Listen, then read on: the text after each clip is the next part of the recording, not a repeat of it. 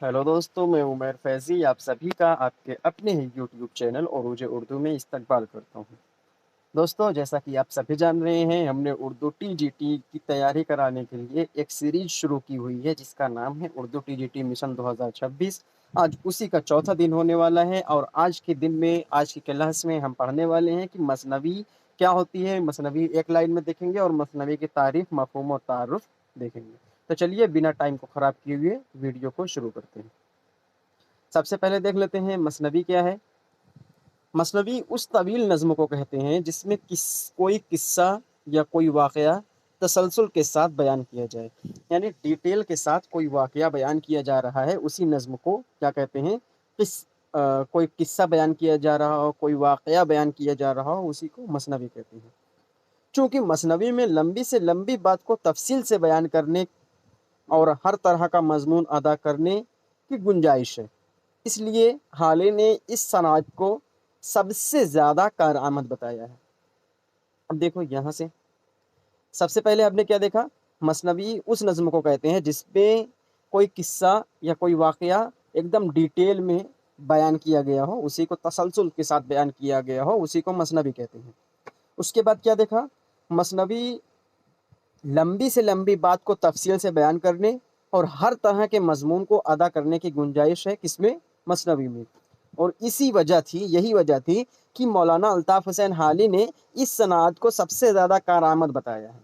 इस पर उन्होंने इजहार अफसोस किया है, क्या कहा है कि उर्दू शायरी में मसनवी की तरफ इतनी तवज्जो नहीं की गई जितनी तवज्जो की वो मुस्तहिक थी, यानी उसको जितनी तवज्जो चाहिए थी मसनवी को लोगों ने उतनी तवज्जो नहीं दी। ये अफसोस जाहिर किया है किसने, मौलाना अल्ताफ़ हुसैन हाली ने। टीजीटी के लिए ये एक सबसे अच्छी क्लास होने वाली है आपकी। अगर आप ये एक क्लास देख रहे हैं तो मसनवी का हर जो ऑब्जेक्टिव क्वेश्चन बनता है वो आप यहाँ से ज़रूर कर लेंगे। तो एक चीज़ पर निशान लगा लीजिए सबसे पहले कि इस सनअत को सबसे ज़्यादा कारआमद किसने बताया है, मौलाना अल्ताफ़ हुसैन अली ने। उन्होंने क्या पेश किया है, क्या अफसोस जाहिर किया है, उर्दू शायरी में मसनवी की तरफ इतनी तवज्जो नहीं की गई जितनी तवज्जो की वो मुस्तहिक थी। एकदम अल्फाज टू अल्फाज यही आपको लिखना है, लफ्ज़ टू लफ्ज़ यही है। ठीक है, समझ आ गया आपको। अब आगे बढ़ते हैं। मसनवी एक बयानिया सिन्फ है, इसमें ख्याल मरबूत रहता है। ख्याल मरबूत मीन्स होता है ख्याल जो आपकी थिंकिंग रहती है, और मरबूत मीन्स होता है जुड़ा हुआ, लगा हुआ, उसे ऐसे पेवस्त है, मतलब मसनवी से एकदम जुड़ा हुआ रहता है। ये एक मसनवी एक बयानिया सिन्फ है और इसमें ख्याल मरबूत रहता है। अब देखते हैं, बात से बात निकलती है यानी बात से बात पैदा होती है, और किस्सा बतदरीज आगे बढ़ता है, यानी कंटिन्यूअसली वो किस्सा आगे बढ़ता है। गोया कि मसनवी एक ऐसी सिन्फ शायरी है जिसमें एक तवील, मरबूत और मुकम्मल शेरी कारनामा वजूद में आने के इम्कानात मौजूद हैं। इम्कानात में सतह निशान, तो क्या है, मसनवी एक ऐसी सिन्फ है जिसमें एक तवील, मरबूत और मुकम्मल शेरी कारनामा आ सकता है, किसमें, वजूद में आ सकता है।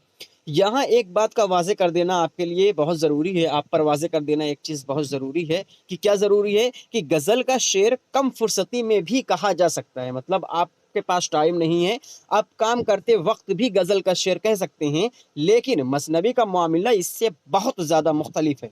कैसे, क्यों मुख्तलिफ है, इसके लिए कई चीज़ों की ज़रूरत होती है। पहली तो ये कि कलम उठाने से पहले मुकम्मल मसनवी का खाका जहन में तैयार कर लिया जाए।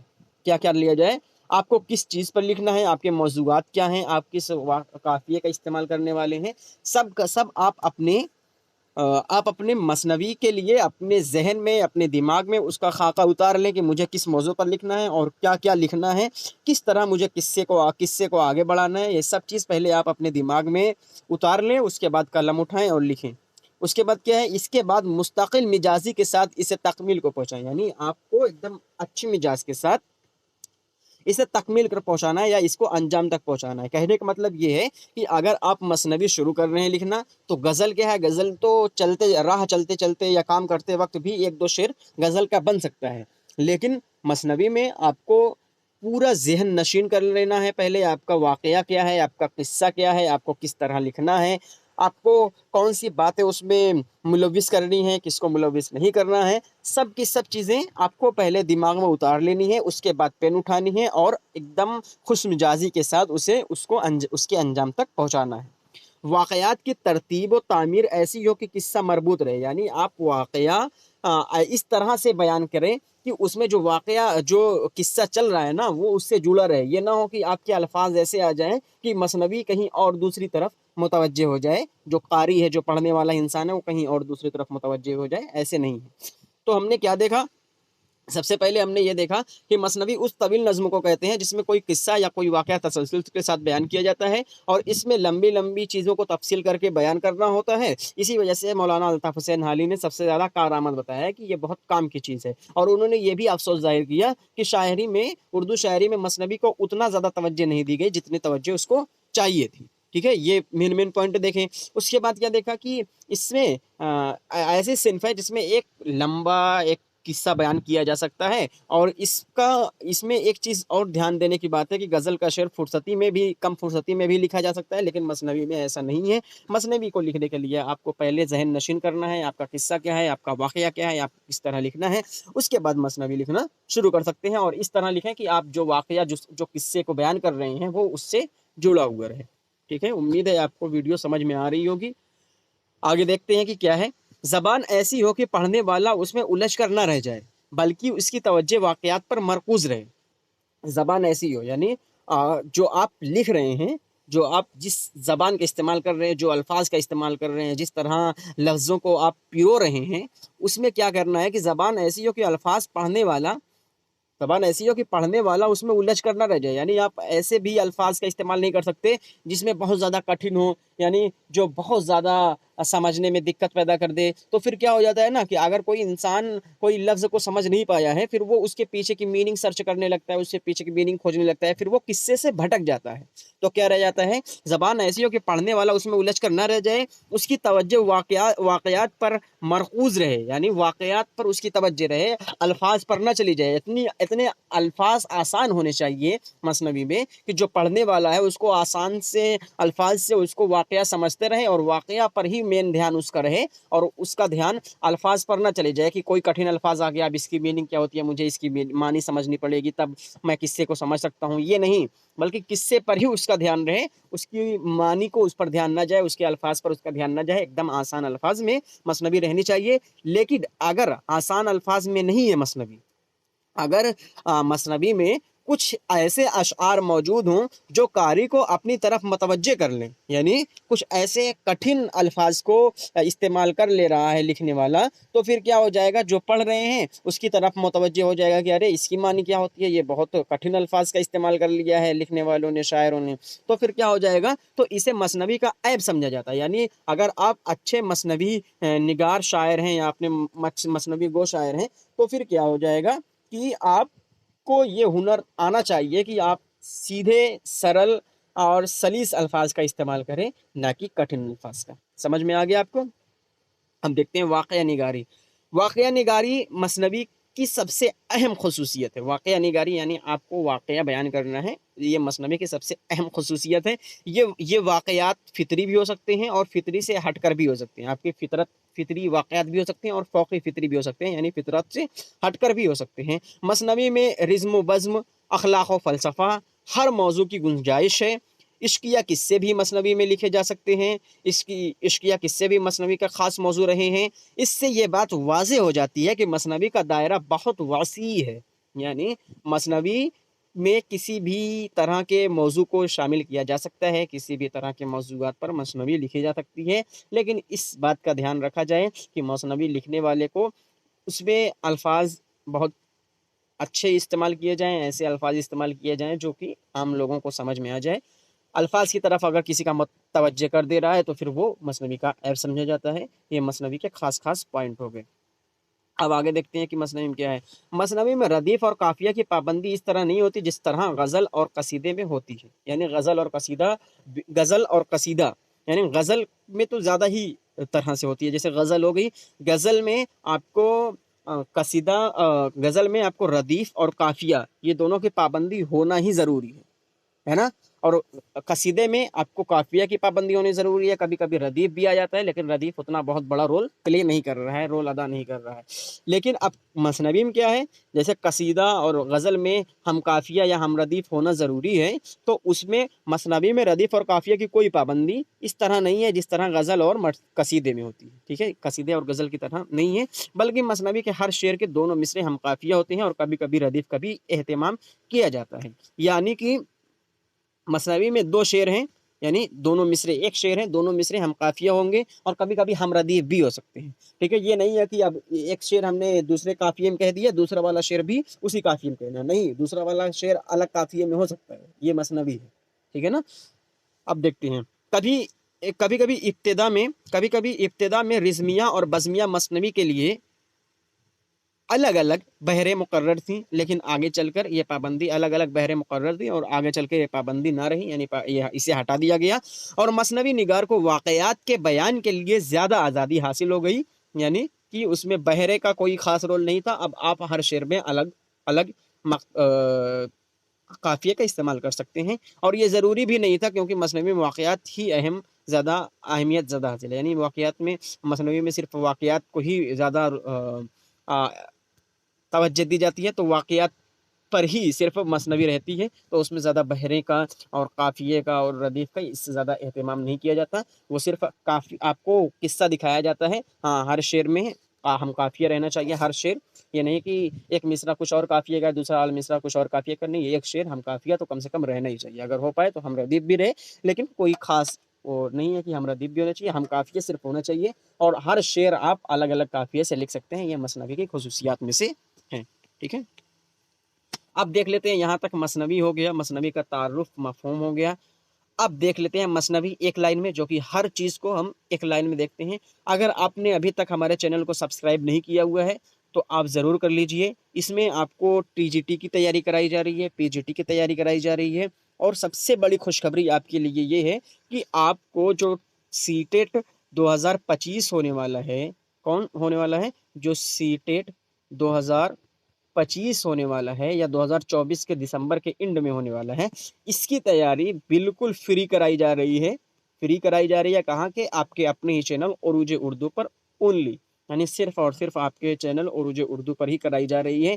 اس میں آپ کو فری موک ٹیسٹ دیا جا رہا ہے, فری نوٹس دیے جا رہی ہیں. ہاں, نوٹس سے یہ یاد آیا کہ اگر آپ اس ویڈیو کی نوٹس چاہتے ہیں تو پھر نیچے ڈسکرپشن باکس میں واٹس ایپ لنک دیا ہوا ہے, آپ وہاں سے جوائن ہو سکتے ہیں اور وہاں سے آپ نوٹس بالکل فری پا سکتے ہیں. ایک بھی پیسہ آپ کو نہیں لینا رہے گا, اور یہ کلاس ان کے پاس ضرور شیئر کیجئے جو پیڈ کلاسز نہیں لینا چاہتے ہیں, یا جو سیٹڈ اردو کے لیے بہت زیادہ پریشان ہوتے ہیں کہ ان کو تھیوری وائز ویڈیو تو نہیں مل پاتی. تو اس چینل پر آپ کو سیٹڈ کی theory wise موک test, theory wise video اور تھیوری وائز نوٹس مہیا کرائی جا رہی ہیں. تو آپ ضرور ان لوگوں تک شیئر کیجئے جو CTET 2025 کی پریپریشن کرنے والے ہیں.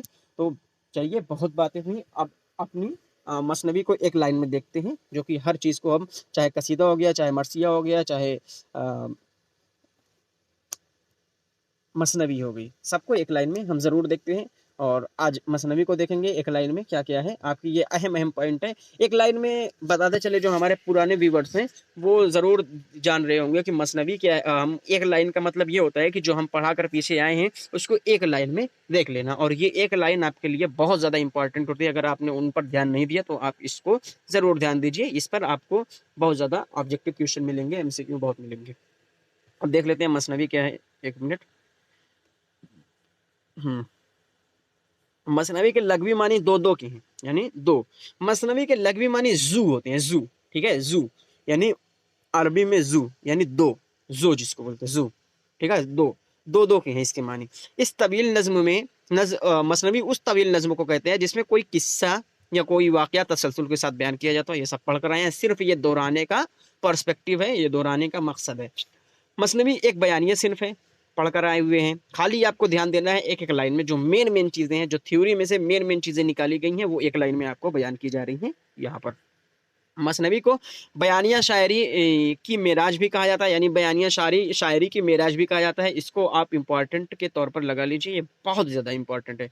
जबकि ये आपके लिए सभी इम्पॉर्टेंट हैं, लेकिन कुछ कुछ चीज़ें जो आपको बता दी जा रही हैं वो आपके लिए बेहद इम्पॉर्टेंट रहेंगी, तो ये आपके लिए बेहद इम्पॉर्टेंट है। ठीक है, मसनवी को बयानिया शायरी की मेराज भी कहा जाता है।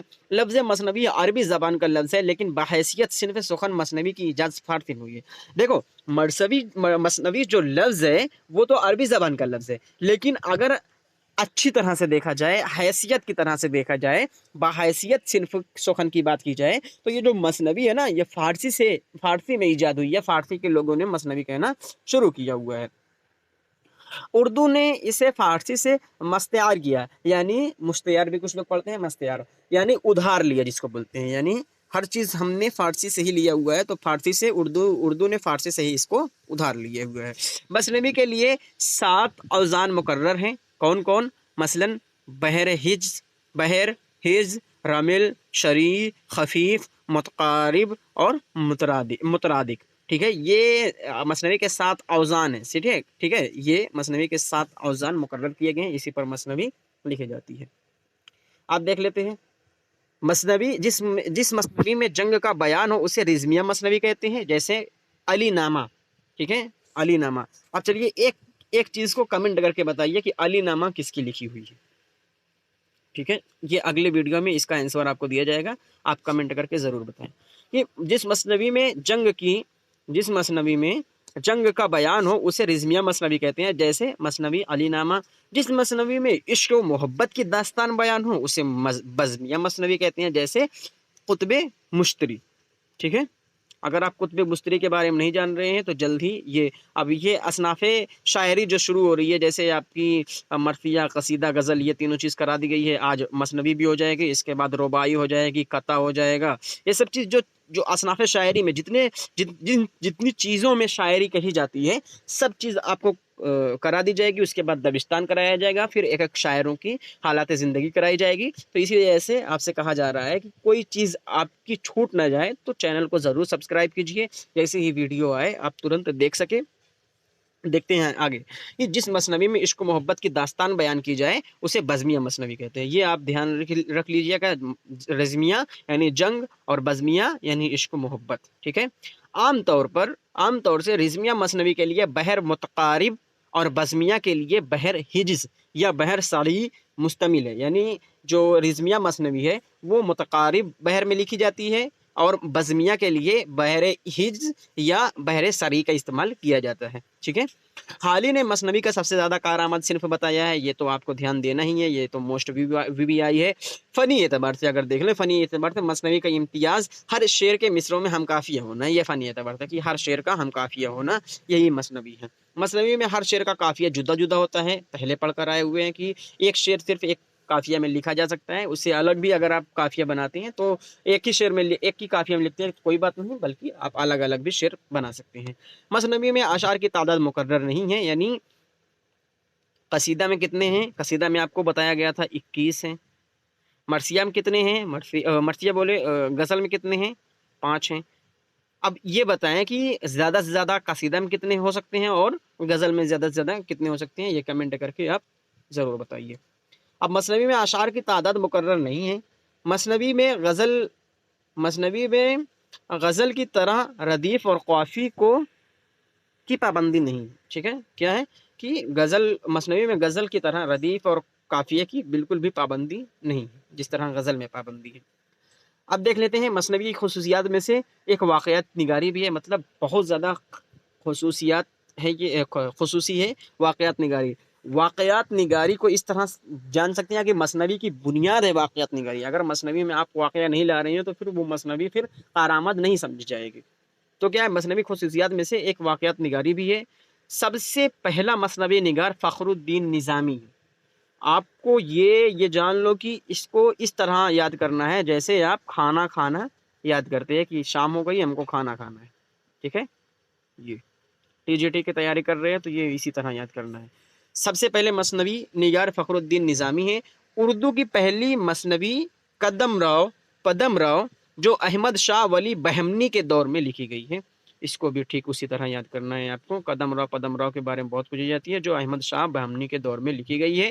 اب عناصر منصوب حسب ذیل ہے، یعنی عناصر مثنوی حسب ذیل ہیں۔ کیسے ہیں؟ حمد، نعت، مدح، فرما روائے وقت، تعریف شعر و سخن، قصہ یا اصل موضوع، اس کے بعد خاتمہ۔ تو امید ہے یہ آپ کو ویڈیو سمجھ میں آ رہی ہوگی۔ اگر ویڈیو سمجھ میں آئی، آپ کو ویڈیو ذرا سا بھی فائدے مند لگی ہو تو آپ ہمارے چینل کو ضرور سبسکرائب کیجئے گا، اور سی ٹیٹ کی پریپریشن کرنے کے لیے، سی ٹیٹ کی تیاری کرنے کے لیے آپ لوگوں تک ضرور بتا دیں کہ جلدی ہی، بلکہ ایک ویڈیو اپلوڈ کر دی گئی ہے بالکل فری، آپ کو نوٹس بھی دی جا رہی ہے، تو آپ ان لوگوں تک ضرور شیئر کیجئے جو سی ٹیٹ اب کی بار نہیں نکال پائے ہیں، یہ سی ٹیٹ پہلی بار ہے ان کا، تو وہ ضرور ان کے پاس شیئر کیجئے، تاکہ وہ اردو کی پریپریشن جو کہ فری کرائی جا رہی ہے، موک ٹیسٹ کے ساتھ کرائی جا رہی ہے، وہ ضرور کر لیں، اور تھیوری وائز ویڈیوز کرائی جا رہی ہے، آپ سے ایک پیسے بھی نہیں لیا جا رہا ہے۔ تو آپ بھی تھوڑا سا سپورٹ دکھائیے، آپ ہمیں سپورٹ کیجئے، چینل کو سبسکرائب کیجئے، لائک کیجئے، شیئر کیجئے۔ پھر ملتے ہیں اگلے ویڈیو میں، تب تک کے لیے خدا حافظ۔